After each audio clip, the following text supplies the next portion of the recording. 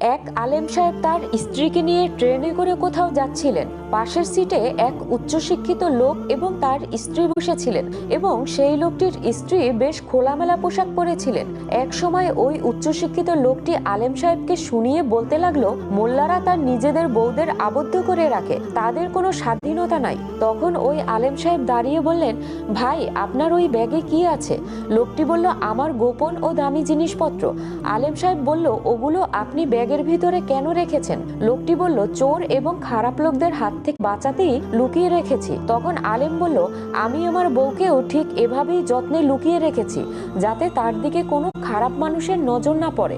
কারণ আমার কাছে আমার স্ত্রী টাকা পয়সার চাইতেও কোটি গুণ বেশি মূল্যবান, আর আপনার স্ত্রী আপনার কাছে ধন সম্পত্তির চাইতে মূল্যবান নয়। তাই তো আপনি আপনার টাকা পয়সা অনেক যত্নে রেখেছেন আর স্ত্রীকে রেখেছেন খোলামেলা। লোকটি লজ্জায় মাথা নিচু করে বসে পড়ল।